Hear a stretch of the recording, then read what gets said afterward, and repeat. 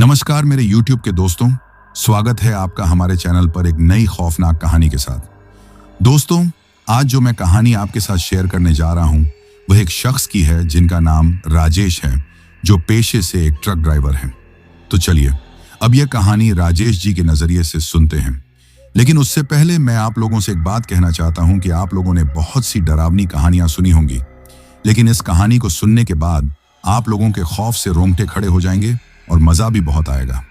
और अगर आप लोग इस चैनल पर पहली बार आए हैं तो चैनल को सब्सक्राइब जरूर करें, ताकि आप भी हमारी इस फैमिली का हिस्सा बन सकें और आने वाली वीडियोस आप तक आसानी से पहुंच जाएं। और आप में से जितने भी लोग ये कहानी सुन रहे हैं, उन सब से मेरी एक रिक्वेस्ट है कि कहानी सुनने के साथ साथ वीडियो को लाइक भी जरूर करें, ताकि मुझे भी यह एहसास हो सके कि मेरी मेहनत आपको पसंद आ रही है। आपका एक लाइक मुझे और भी बेहतरीन कहानियां लाने का हौसला देता है। तो अब ज्यादा समय नहीं लेते हैं, चलिए कहानी की शुरुआत करते हैं।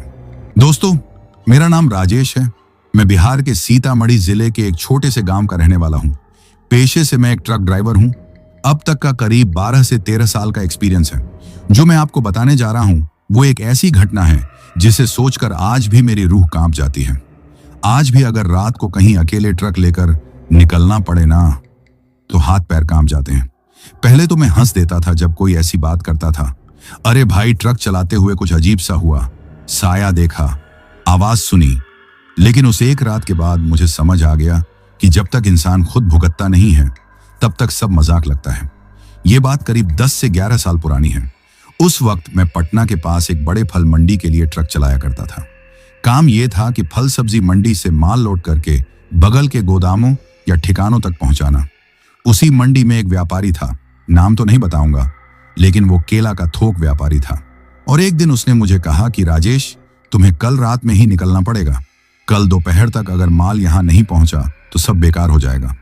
अब केला तो आप जानते ही हो, थोड़ा सा टाइम ज्यादा हो जाए तो काला पड़ जाता है, ज्यादा टाइम हो गया तो गंध भी आने लगती है। और उसका गोदाम जहां था वो झारखंड बॉर्डर के उस पार एक इंडस्ट्रियल जोन में पड़ता था, जहां कुछ फैक्ट्रियां और छोटे गोदाम थे। अब तक का मेरा अनुभव कहता था कि अगर ट्रक चलाते हुए अकेले रात में जाना पड़े तो म्यूजिक साथ होना चाहिए और पेट भरना जरूरी है, नहीं तो नींद आ जाती है और फिर वही होता है जो सड़क पर अक्सर दिखता है, उल्टे ट्रक, एक्सीडेंट और अखबारों की हेडलाइन। उस दिन शाम को करीब 7 बजे का वक्त रहा होगा जब मैं अपने घर से निकला। घर वालों को फोन करके बता दिया था कि 2 दिन तक वापस नहीं आ पाऊंगा। मेरी बीवी सरिता ने कहा, राजू खाना खा के जाना, लेकिन मैंने कहा नहीं, मैं रास्ते में ढाबे से खा लूंगा। सीधा मैं मंडी पहुंचा, ट्रक में केले लोड करवाए और निकल पड़ा। अब अकेले सफर था तो मैंने सोचा चलो पहले पेट भर लेते हैं। जैसे ही शहर की सीमा पार की, एक जाना पहचाना ढाबा पड़ा, संपत ढाबा। मैं अक्सर वहीं रुकता था। खाना बढ़िया था और थोड़ा बात करने को 2-4 ट्रक वाले मिल जाते थे तो माहौल भी हल्का हो जाता था। ट्रक को एक किनारे लगाया और उतरकर ढाबे में घुसा। वही रोटी, आलू गोभी, सलाद और एक ठंडी बोतल। खाते खाते करीब 9 बज गए। खाना खाने के बाद मैं ट्रक तुरंत नहीं चलाता था। सबसे पहले मैं थोड़ा टहलता था, क्योंकि एक तो पेट ठीक रहता है, दूसरा नींद भी नहीं आती। तो मैं ढाबे के बाहर चला गया, जहां ट्रक खड़ा था, वहीं 15 से 20 मिनट टहलता रहा। 2 चाय पी और फिर करीब 9:30 बजे मैं वापस ट्रक में बैठा। एक बार मुंह धोया, म्यूजिक ऑन किया और अपने पुराने हीरो नंबर 1 गानों की प्लेलिस्ट लगा दी। उस वक्त मन में यही था कि ट्रक लेकर सीधे गोदाम तक पहुंचना है, रात भर चलाना है। सुबह 5 बजे तक पहुंच जाऊंगा तो आराम से उतराई हो जाएगी। अब जहां से मैं जा रहा था वहां 2 रास्ते थे। एक तो हाईवे से होकर जाता था, जो लंबा और थोड़ा ट्रैफिक वाला था, और जो दूसरा रास्ता था वह छोटा रास्ता था। वो एक पुराना इंडस्ट्रियल बाईपास था। वहां से जल्दी पहुंचा जा सकता था, लेकिन वो रास्ता सुनसान पड़ता था। कई बार सुना था कि वहां लूटपाट भी होती है, लेकिन मेरा मन कह रहा था, अरे यार, ट्रक है, अकेला हूं, कोई क्या कर लेगा। और फिर आदत भी हो जाती है कुछ साल में अकेले चलने की, डर को नजरअंदाज करने की। मैंने स्टीयरिंग पकड़ा, ट्रक को बाईपास की तरफ मोड़ा और निकल पड़ा उस सुनसान रास्ते की ओर। अब जैसे जैसे शहर पीछे छूटता गया, रोड बदलती गई। दोनों तरफ बड़े बड़े पेड़, बीच में एक सीमेंट वाली सड़क और दूर दूर तक कोई आदमी नजर नहीं आ रहा था। ये वही रास्ता था जहां दिन में कभी हलचल रहती थी, लेकिन रात के वक्त ऐसा लगता था जैसे सड़क भी सो गई हो। ट्रक की हेडलाइट्स सीधी सड़क पर पड़ रही थीं। म्यूजिक धीमे बज रहा था। ट्रक की हल्की हल्की घरघराहट उस शांत रात को और गूंजदार बना रही थी। तकरीबन 10 किलोमीटर चलने के बाद एक अजीब सा घुमाव आया। हल्का सा मोड़ था, कुछ खास नहीं, लेकिन जैसे ही ट्रक ने मोड़ काटा, मेरी नजर सामने पड़ी एक अजीब सी चीज पर गई। सड़क के किनारे एक सफेद रंग की एम्बुलेंस पलटी हुई थी। मैंने एक पल के लिए ब्रेक दबाया, ट्रक की स्पीड कम की। एकदम से दिल की धड़कन थोड़ी तेज हो गई। मन में पहला ख्याल आया, हादसा हुआ होगा, किसी की जान तो नहीं गई। लेकिन जैसे ही हेडलाइट्स की रोशनी उस एम्बुलेंस के ऊपर पड़ी, कुछ और ही दिखा। अब जैसे ही मेरी नजर उस एम्बुलेंस पर पड़ी ना, तो एक अजीब सी बेचैनी सी होने लगी। वो कोई मामूली गाड़ी नहीं थी, बिल्कुल सफेद रंग की पुराने जमाने की सरकारी एम्बुलेंस लग रही थी। और सबसे अजीब बात यह कि वो सड़क के किनारे नहीं, बिल्कुल बीचों बीच पलटी हुई थी। ट्रक की हेडलाइट्स उसकी खिड़कियों से आर पार जा रही थी। उसके टायर अभी भी घूम रहे थे, जैसे वो बस 2 मिनट पहले ही पलटी हो। अब मैं 12 साल से ट्रक चला रहा हूं, इतने एक्सीडेंट देख चुका हूं कि अब ज्यादा फर्क नहीं पड़ता। लेकिन उस एम्बुलेंस को देखकर दिमाग अपने आप ही सवाल करने लगा। अगर ये एक्सीडेंट हुआ था तो मुझे पीछे से कोई आवाज क्यों नहीं सुनाई दी? इतनी रात में एम्बुलेंस इस तरफ आई ही क्यों? और अगर कोई मरीज था तो कहां गया? पलटी तो अभी अभी है, फिर कोई आदमी आसपास क्यों नहीं है? मैंने ट्रक धीरे किया, स्पीड 10 से 15 पे ला दी। मन कर रहा था सीधा निकल जाऊं, लेकिन फिर दिल में कुछ चुभ गया। सोचा, राजेश, अगर तेरे भाई का एक्सीडेंट होता और कोई उसे ऐसे छोड़कर निकल जाता तो?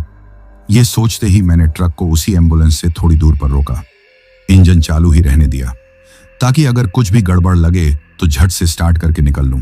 मैं केबिन से उतरा। हाथ में ट्रक की छोटी टॉर्च थी, लेकिन फिलहाल तो ट्रक की हेडलाइट्स से ही सब दिख रहा था।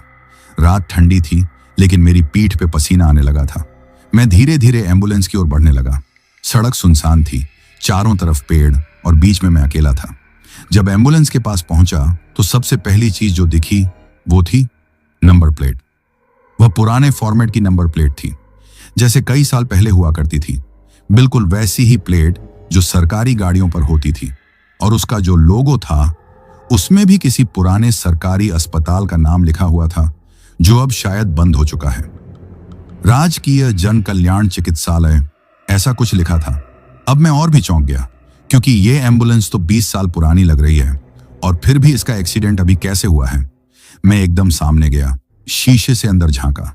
कोई नहीं था, ना ड्राइवर, ना कोई मरीज, ना कोई स्ट्रेचर। सिर्फ खाली सीटें और एक टूटी पड़ी बोतल थी। साइड वाली खिड़की से अंदर हवा जा रही थी, पर्दा हिल रहा था, लेकिन अंदर का माहौल अजीब सा भारी लग रहा था। तभी एकदम से हेडलाइट अपने आप जल उठी। ट्रक की नहीं, एम्बुलेंस की। मैं चौंक गया, एकदम से पीछे हट गया। कौन है? मैंने ऊंची आवाज में पूछा, लेकिन कोई जवाब नहीं आया। हेडलाइट जलती रही, फिर झपकती रही, जैसे बल्ब कमजोर हो और बार बार ऑन ऑफ हो रहा हो। मैं सोच ही रहा था कि अंदर कोई है शायद। तभी एक हल्की सी आवाज आई, जैसे कोई बहुत धीरे से कराह रहा हो। वो आवाज एम्बुलेंस के अंदर से नहीं, सड़क के किनारे घास की तरफ से आ रही थी। अब यहां दिल सच में धड़कने लगा था। मन में आया, राजेश, निकल यहां से, तेरे बस की बात नहीं है। लेकिन फिर वो आवाज और साफ होने लगी, जैसे कोई दर्द में पड़ा हुआ आदमी सांसों से लड़ रहा हो। अब इतनी देर तक इंसानियत रोक के रखी थी, और वही इंसानियत मुझे खींच ले गई उस आवाज की ओर। मैं धीरे धीरे एम्बुलेंस से हटकर घास की ओर बढ़ा। ट्रक की हेडलाइट्स की रोशनी थोड़ी पड़ रही थी वहां, लेकिन ज्यादा नहीं। मैंने टॉर्च जलाई, और जैसे ही मैंने उस घास की झाड़ियों में झांका, एक आदमी पड़ा हुआ था। लेकिन उसका हाल देखकर मेरी सांस अटक गई। वो आदमी शायद 40 से 45 साल का रहा होगा, लेकिन उसका चेहरा, उसका पेट, उसका शरीर जैसे किसी जानवर ने नोच डाला हो। पेट पूरा फटा हुआ था, अंदर से आंतें बाहर लटक रही थीं। चेहरा जैसे किसी ने नुकीली चीजों से खुरच दिया हो। लेकिन जो सबसे ज्यादा खौफनाक चीज थी, वो ये थी कि वो आदमी मरा हुआ था, लेकिन उसकी मरी हुई आंखें मेरी तरफ देख रही थीं। उस वक्त मैं वहां खड़ा था, एक सुनसान जंगलनुमा सड़क पर। मेरे सामने एक पलटी हुई एम्बुलेंस और बगल में पड़ी एक लाश जो देखने में मरी हुई थी, लेकिन उसकी आंखें मेरी ओर घूर रही थीं। मेरी सांस ऊपर की ऊपर, नीचे की नीचे, और गला सूख गया था। मैं वहीं थम गया, जैसे किसी ने मेरे पैरों में कील ठोक दी हो। उस लाश की आंखों में जो सफेदी थी ना, वो कोई आम मरी हुई आंखों जैसी नहीं थी। और फिर मुझे महसूस हुआ उस एम्बुलेंस की हेडलाइट फिर से जल उठी है।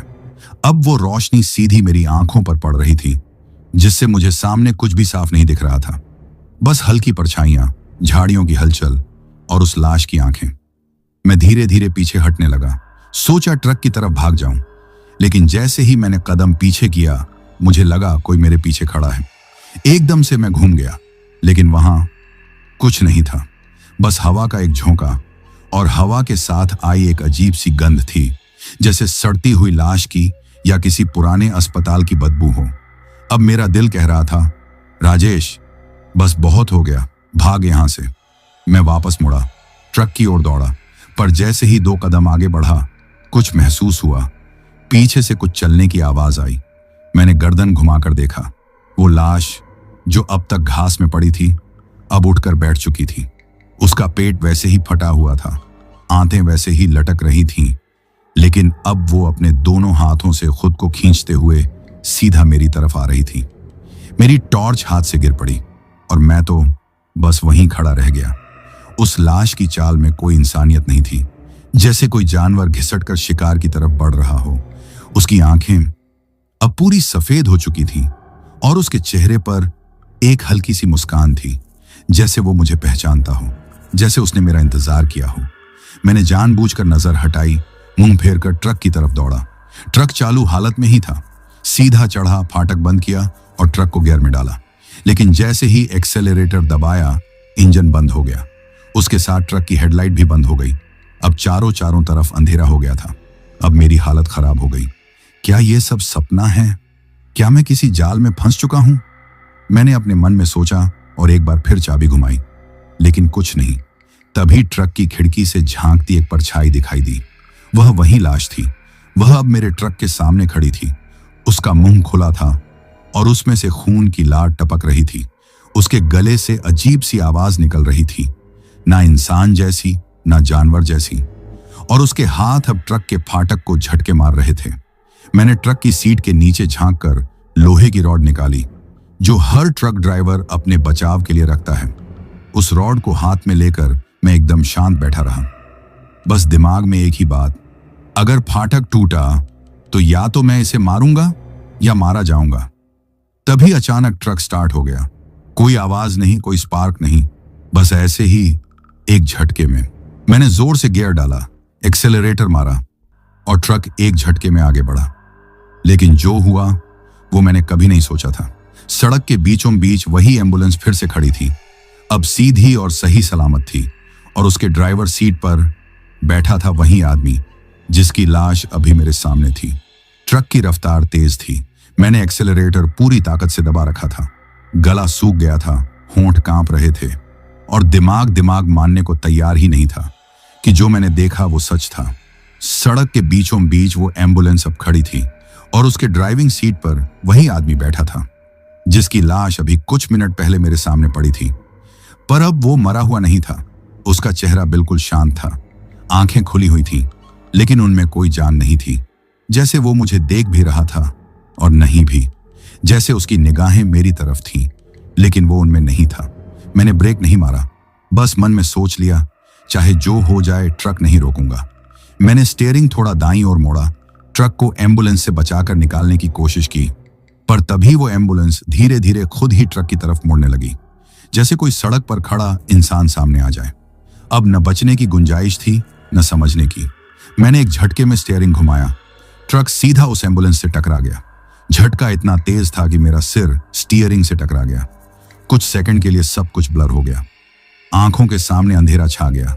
लेकिन जब होश आया तो जो देखा वो और भी डरावना था। ट्रक के सामने कोई एम्बुलेंस नहीं थी, ना कोई आवाज आई, ना कोई झटका महसूस हुआ, जैसे वो टक्कर कभी हुई ही नहीं। मैंने साइड मिरर में देखा, पीछे भी कुछ नहीं था। ये क्या था? क्या मैं नींद में था या मैंने सच में किसी भूत को टक्कर मारी? दिमाग में ये सवाल अभी घूम ही रहे थे कि ट्रक के केबिन के अंदर से एक आवाज आई, राजू। मैंने झट से बाईं ओर देखा, वहां कोई लेटा हुआ था, एक सफेद चादर से मुंह तक ढका हुआ इंसान। अब तक तो मैं यही समझ रहा था कि मैं अकेला था। फिर ये कौन है? पहली सोच आई, शायद मैं भूल गया, कोई खलासी साथ में आया था। लेकिन नहीं, मैं तो अकेला ही निकला था। अब दिमाग ने खुद को बहलाया, शायद कोई ढाबे से चढ़ गया हो या मैं टक्कर के वक्त होश में नहीं था। लेकिन दिल तो अब तक सीधा बोलने लगा था, कुछ ठीक नहीं है। मैंने ट्रक चलाते चलाते थोड़ा झुककर वो चादर हटाई, और जैसे ही हटाई मेरे हलक से चीख निकल गई। वो इंसान जो चादर में था वह वही था जिसकी लाश मैंने देखी थी, वही जो एम्बुलेंस में बैठा था। अब वही मेरे बगल में केबिन के अंदर लेटा हुआ था, पर अब वो लाश की हालत में था। पेट फटा हुआ, आंखें बाहर लटकी हुई, चेहरे से खून बहता हुआ। और फिर अचानक से उसकी आंखें खुल गईं। उसकी आंखें सफेद थीं, जैसे बिना पुतलियों की, पूरी सफेदी से भरी। वो सीधा मेरी तरफ देखने लगा। मैंने ब्रेक मारने की हिम्मत नहीं की, बस ट्रक को सीधी सड़क पर दौड़ाते रहा।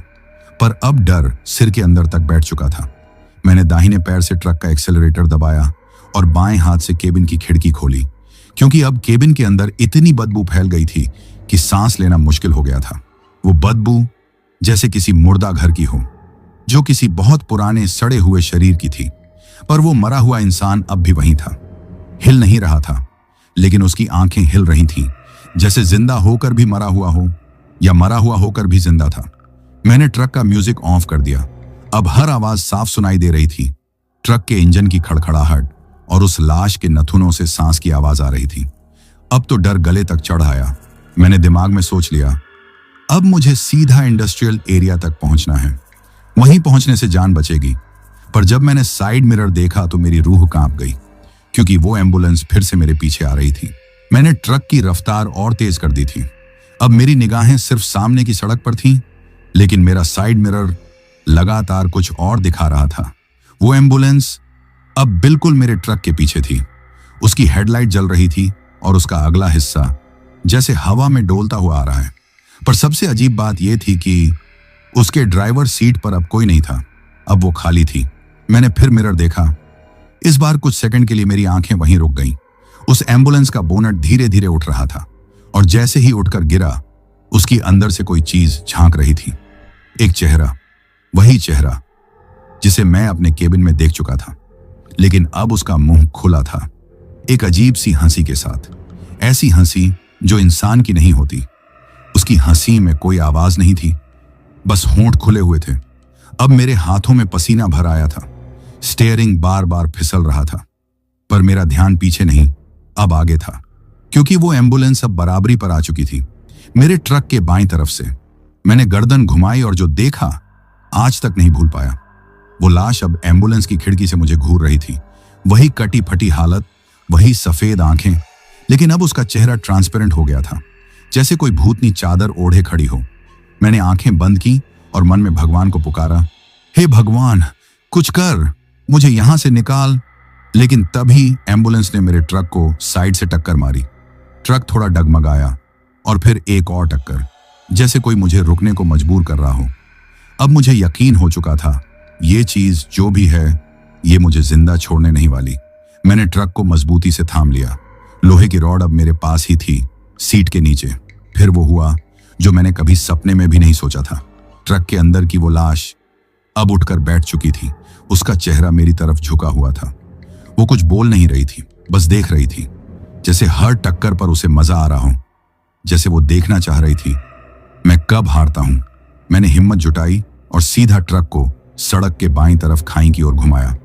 अगर आज जाना है तो कम से कम लड़कर मरूंगा, मैंने खुद से कहा। पर तभी वो लाश फट से मेरी ओर झपटी, मेरे गले को दोनों हाथों से पकड़ लिया और दबाने लगी। अब सांसें रुकने लगी थीं। मैंने दाईं ओर हाथ बढ़ाया, लोहे की रॉड निकाली और जोर से उसके पेट में घुसेड़ दी, और वो लाश वहीं सीट पर गिर पड़ी। लेकिन अब उसका शरीर लाश का नहीं था, बल्कि धुएं में बदल रहा था, काला बदबूदार धुआं जिसने पूरी केबिन को भर दिया। मेरे नथुनों में गंध भर गई, सड़ी मांस की, पुराने अस्पताल की और जैसे किसी मुर्दा घर की। मैंने तुरंत खिड़की खोल दी और बाहर सिर निकाल लिया। पर उस धुएं में एक चीज और थी, एक आवाज, राजेश, तू बच नहीं पाएगा। मैंने चौंक कर देखा। अब ना ट्रक में लाश थी, न एम्बुलेंस साथ चल रही थी। लेकिन मेरे पीछे साइड मिरर में फिर वही चेहरा दिखाई दिया। अब मेरी आंखें मिरर से हट नहीं रही थीं। फिर वही चेहरा साइड मिरर में दिख रहा था, लेकिन ट्रक के अंदर नहीं था। जैसे कोई अदृश्य चीज ट्रक के ऊपर बैठी हो और अपना चेहरा मिरर में दिखा रही हो। मैंने हल्के से गर्दन घुमाई। पीछे कुछ नहीं था, लेकिन जैसे ही मैंने मिरर फिर देखा, वो चेहरा पहले से और पास आ गया था। अब डर सिर के अंदर नहीं था, अब वो शरीर में उतरने लगा था। मैंने एक्सेलरेटर और दबा दिया। सड़क के दोनों तरफ सिर्फ अंधेरा था, कहीं कोई रोशनी नहीं, कोई दुकान नहीं, बस मैं और मेरी सांसों की आवाज। लेकिन जितना मैं ट्रक दौड़ा रहा था, उतनी ही तेज वो चीज मेरे आसपास घूम रही थी। कभी मिरर में, कभी कांच पर झलक, कभी हवा में कान के पास कोई हल्की सी फुसफुसाहट। राजेश, कानों के पास बिल्कुल नजदीक से किसी के कहने की आवाज आई। मैंने तुरंत ब्रेक मारा। ट्रक झटका खाकर रुक गया। मैंने गियर से हाथ हटाया, सीट पर सीधा बैठा और दोनों हाथों से चेहरा ढक लिया। मैं पागल हो रहा हूं क्या? क्या ये सब मेरा वहम है? क्या वाकई में कुछ है यहां? तभी बाहर हल्की आवाज आई, पैरों की चप चप, जैसे कोई नंगे पैर सड़क पर चल रहा हो। मैंने ट्रक की हेडलाइट्स ऑन की। सामने कोई नहीं था, पर आवाज अब ट्रक के चारों तरफ घूम रही थी, जैसे कोई मेरे ट्रक का चक्कर काट रहा हो। मैंने जल्दी से खिड़की से झांक कर देखा, कुछ नहीं। फिर ट्रक के ऊपर से कुछ चला गया। मैंने एक झटके में सीट के नीचे से फिर से लोहे की रॉड निकाली, पर अब कुछ वैसा नहीं था जिसे मारकर डर खत्म किया जा सके। मैंने ट्रक स्टार्ट किया और फिर से चल पड़ा। अब बस एक ही मकसद था, इंडस्ट्रियल एरिया तक जल्दी से पहुंचना। पर तभी सड़क के किनारे दूर एक टावर दिखा। वहां पर हल्की सी रोशनी थी, जैसे कोई फैक्ट्री या गोदाम नजदीक हो। मन में थोड़ी राहत मिली। चलो, अब बचने की उम्मीद है। मैंने ट्रक की स्पीड थोड़ी कम की, क्योंकि अब मोड़ आने लगे थे। सड़क पहले जैसी सीधी नहीं थी, पर मोड़ आते ही फिर वही एम्बुलेंस सामने खड़ी थी। वह सीधी खड़ी थी, वो भी सड़क को ब्लॉक किए हुए, और उसके बगल में फिर वही आदमी था। लेकिन इस बार उसके साथ दो और परछाइयां थीं। सभी सफेद कपड़ों में थे। उनका चेहरा धुंधला था, लेकिन चाल ऐसी थी जैसे इंसान नहीं, कोई मरे हुए चल रहे हों। मैंने ट्रक रोका नहीं। इस बार मैंने ठान लिया था, जो भी हो मैं नहीं रुकूंगा। मैंने ट्रक को एक झटके में तीसरे गियर में डाला और सीधा एम्बुलेंस की ओर दौड़ाया। झटका लगा, लेकिन इस बार कुछ भी नहीं उड़ा, ना एम्बुलेंस ना परछाई। ट्रक सीधा आर पार निकल गया, जैसे वो कभी थी ही नहीं। ट्रक कुछ सेकंड झटकों में चला, फिर स्थिर हो गया। अब मैं समझ चुका था, ये कोई आम हादसा, आत्मा या साया नहीं है। ये कोई जगह है, कोई जमीन जो खुद एक श्राप है, जहां वक्त, चीजें और इंसान सब फंस जाते हैं, पता भी नहीं चलता। और मैं भी अब उसी में फंस चुका था। मेरी सांसें अब भी तेज चल रही थीं। शरीर थक चुका था, पर दिमाग अब और ज्यादा सतर्क हो गया था। सामने एक गेट था, लोहे का बड़ा सा फाटक, जिसके ऊपर एक बोर्ड टंगा था, शक्ति ट्रेडिंग गोदाम, यूनिट 4 इंच। ये वही जगह थी जहां मुझे माल डिलीवर करना था। गेट के पास एक गार्ड बैठा था। मैंने ट्रक धीमा किया, गेट के पास पहुंचा, हॉर्न बजाया। गार्ड चौंका, जल्दी से उठा, मेरी ओर आया। राजेश, उसने पूछा। मैंने थके हुए अंदाज में सिर हिलाया। उसने गेट खोला और अंदर इशारा किया और कहा, सुपरवाइजर साहब अंदर हैं, वही आपको गाइड करेंगे। मैंने ट्रक को अंदर पार्क किया, ट्रक का इंजन बंद किया और पहली बार उस रात गहरी सांस ली। गोदाम के अंदर रोशनी थी। एक साइड में कुछ मजदूर थे, दूसरी तरफ स्टील की टेबल पर बैठा एक अधेड़ उम्र का आदमी। गहरी आंखें, खिचड़ी दाढ़ी और हाथ में चाय का कुल्हड़ लिया था। राजेश, उसने पूछा। जी, मैंने कहा। बैठो, उसने बिना कुछ और कहे सामने कुर्सी खींच दी। मैं बैठा तो सही, लेकिन चेहरे पर लिखा हुआ था, कुछ गड़बड़ है। वो आदमी मेरी शक्ल पढ़ गया। सब ठीक है? उसने पूछा। मैंने एक पल की चुप्पी के बाद कहा, सर, मैं नहीं जानता आप क्या मानते हैं और क्या नहीं, लेकिन मेरे साथ जो हुआ है रास्ते में, वो मैंने आज तक कभी महसूस नहीं किया। उसने कुछ नहीं कहा, बस धीरे धीरे चाय की एक चुस्की ली। मैंने सब कुछ बताया। पलटी हुई एम्बुलेंस, लाश, केबिन के अंदर वो चेहरा, साइड मिरर में दिखती परछाइयां, ट्रक का रुकना और फिर वो चेहरा बार बार दिखना।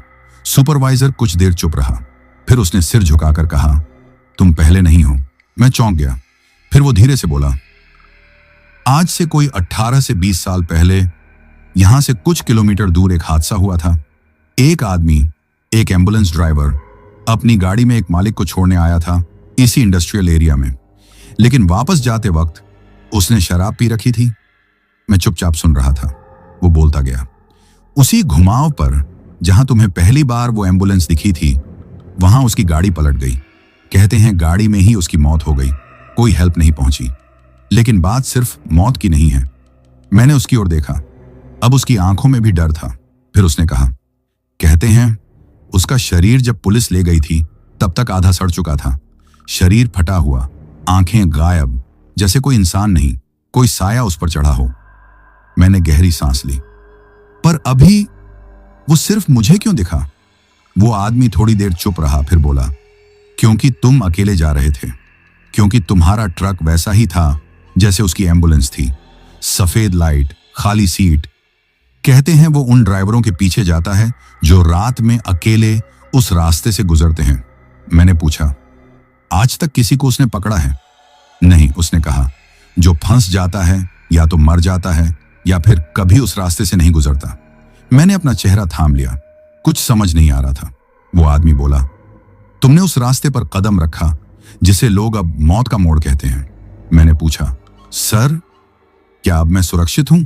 उसने मेरी आंखों में झांकते हुए कहा, अभी हां, पर जब तक तुम दोबारा उस रास्ते पर नहीं जाओगे। सुबह के 4 बज चुके थे।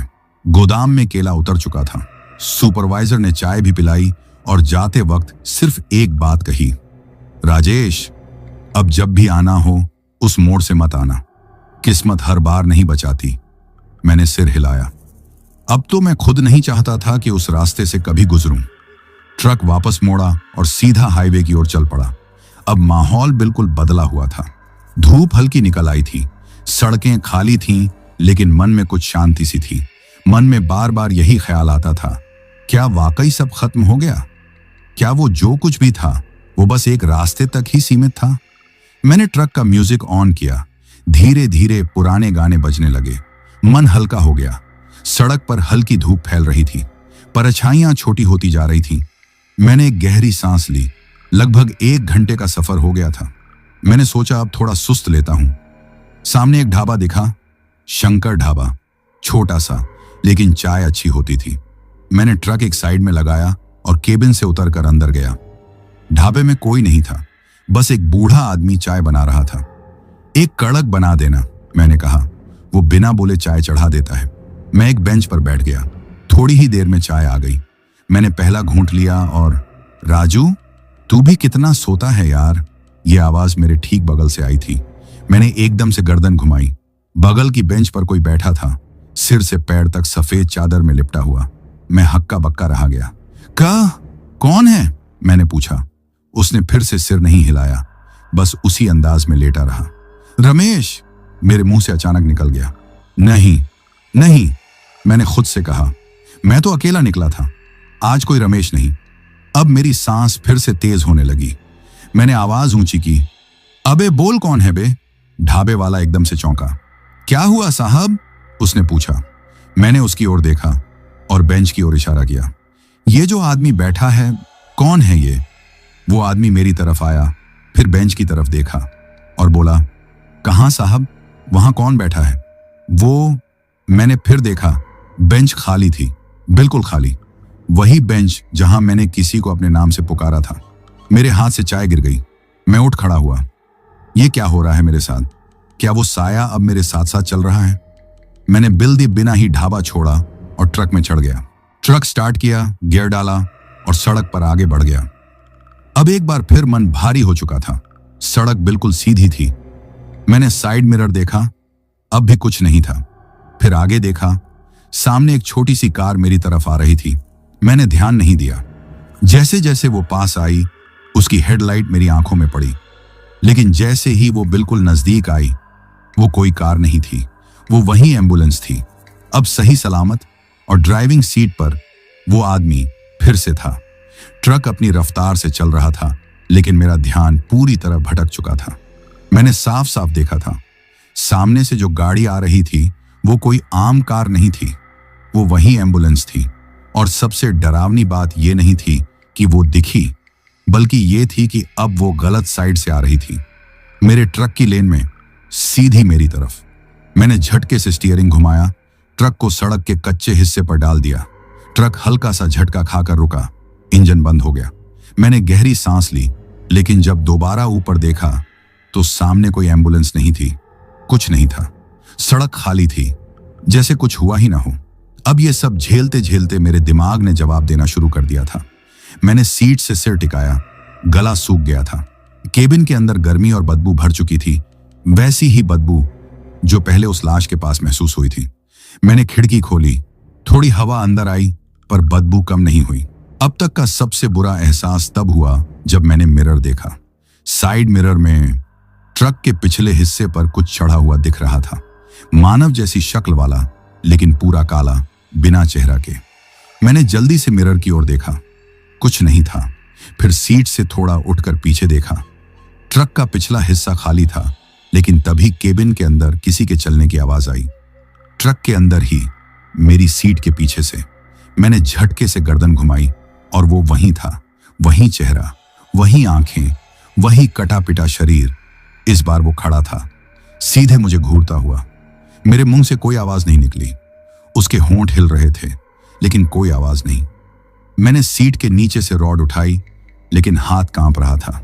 मैंने जैसे ही मारने के लिए हाथ उठाया, वो गायब हो गया एक पल में। पर उसकी जगह बची सिर्फ बदबू और एक आवाज, तू बच नहीं पाएगा राजेश। अब मैंने तय किया, मैं इस ट्रक को अब अकेले नहीं चला सकता। मुझे कहीं रुकना होगा, किसी को फोन करना होगा। जेब से मोबाइल निकाला, लेकिन नेटवर्क नहीं था। मैंने सिर पीट लिया, हे भगवान, अब क्या करूं? तभी एक जोर की थपथपाहट ट्रक की छत से आई। मैंने डरते डरते ऊपर देखा। छत पर कुछ नहीं दिखा, लेकिन आवाज अब और तेज हो गई थी। फिर ट्रक के दरवाजे खुद से लॉक हो गए, जैसे किसी ने बाहर से नहीं, अंदर से बंद किया हो। अब मैं फंस चुका था। अब मुझे समझ आ गया, ये कभी गया ही नहीं था। जो दिखता था रास्ते में, अब वो मेरे साथ था, मेरे ट्रक के अंदर, मेरे आसपास, मेरे मन के भीतर। मैं अब पूरी तरह से थक चुका था, मानसिक रूप से, शारीरिक रूप से, हर तरह से। ट्रक के अंदर अब भी अजीब सी ठंडक थी, जैसे ऐसी चल रहा हो, जबकि वो बंद था। मैंने दरवाजा खोला और बाहर छलांग लगाई। ट्रक साइड में था, सड़क पर दूर तक कोई नहीं था। मैंने जमीन पर घुटनों के बल बैठकर खुद को संभाला। मैंने आंखें बंद की और मन में ठाना, किसी से मदद लूंगा। कोई तो होगा जो समझेगा कि मैं क्या झेल रहा हूं। थोड़ी दूर एक चाय की दुकान दिखी। जगह सुनसान थी, पर एक आदमी बैठा था, बिल्कुल चुप, खाली आंखों से सड़क की तरफ देखता हुआ। मैं उसके पास गया। भाई, 1 मिनट बात करूं? उसने धीरे से गर्दन घुमाई, चेहरा झुर्रीदार, आंखें लाल, जैसे कई रातों से सोया ना हो। क्या चाहिए? उसने पूछा। मैंने कहा, आप यहां कब से बैठे हैं? काफी देर हो गई। तू ही बता, वक्त का पता किसे होता है? उसकी आवाज में कुछ अलग था, जैसे वो कुछ छुपा रहा हो। मैंने सीधा सवाल किया, आपको कभी एक पलटी हुई एम्बुलेंस दिखी है इस रास्ते पर? वो चुप हो गया। मैंने फिर पूछा, कभी कोई आदमी दिखा है जो जिंदा होके भी मरा हो? अब उसकी आंखें मेरी आंखों में जड़ गईं। तूने देख लिया? उसने कहा। मैं चौंक गया। क्या मतलब? मैंने कहा। वो धीरे से बोला, तेरे जैसा था मैं भी 5 साल पहले। यही ट्रक चलाता था, रात को अकेले उस मोड़ से निकला था। अब मेरी सांसें रुकने लगीं। तब क्या हुआ? मैंने पूछा। उसने लंबी सांस ली। एक पलटी एम्बुलेंस, एक अजीब सा आदमी, और फिर वही दिन रात पीछा करने वाली परछाई, हर शीशे में दिखने वाला चेहरा, हर सांस में घुली बदबू और हर खामोशी में गूंजती हंसी। वो गया नहीं? मैंने कांपती आवाज में पूछा। वो धीरे से हंसा। वो कभी नहीं जाता। जिसे देख ले उसे अपने साथ लेकर चलता है, जैसे साया, जैसे बदनसीबी। मैंने कांपते हाथों से पानी मांगा। उसने बिना बोले एक गिलास बढ़ा दिया। तू बच गया है? मैंने पूछा। उसका जवाब, नहीं, मैं अब भी जिंदा हूं, लेकिन कभी अकेला नहीं होता। अब मेरी रूह तक कांप गई। तूने उसे देखा तो अब तू भी कभी अकेला नहीं रहेगा, उसने मेरी आंखों में झांकते हुए कहा। तभी उसके पीछे रखे शीशे में कुछ हिला। मैंने देखा, हम दोनों के पीछे वही चेहरा। मैंने पलटकर देखा, लेकिन कुछ नहीं था। फिर उस आदमी की ओर देखा। वो मुस्कुरा रहा था। तू भी अब अपना इंतजार शुरू कर दे राजेश। हर रात वो फिर आएगा। वो रात बहुत भारी थी, ना नींद आई, ना चैन मिला। कभी लगता ट्रक के शीशे से कोई झांक रहा है, कभी सीट के नीचे कुछ हिलता महसूस होता। मैंने म्यूजिक चलाकर सोने की कोशिश की, लेकिन हर गाने के बीच मुझे वही आवाज सुनाई देती, राजेश। मैं अब समझ चुका था, मैं उससे नहीं बच सकता। पर अब डरने का मन नहीं था। अब बस मन में एक ही बात थी, जो होना है अब सामने हो। सुबह की पहली किरणें आ चुकी थीं। मैंने ट्रक को स्टार्ट किया, बिना किसी तय डेस्टिनेशन के सीधा उसी रास्ते की ओर निकल पड़ा जहां से सब शुरू हुआ था। करीब 2 घंटे बाद मैं उसी बाईपास के मोड़ पर पहुंच गया। वही रास्ता, वही पेड़, वही हवा, पर आज सब और भी भारी लग रहा था, जैसे पूरी जगह मुझे पहचानती हो। मैंने ट्रक एक किनारे रोका, इंजन बंद किया और ट्रक से उतरा। हाथ में वही पुरानी लोहे की रॉड ले लिया। अब की बार डर नहीं था, बस इंतजार था कि अब सामने आओ। मैं सड़क के बीचों बीच खड़ा हो गया। आजा, मैंने कहा। आज या तो तू रहेगा या मैं। कुछ देर तक कुछ नहीं हुआ, पर फिर हवा बदलने लगी।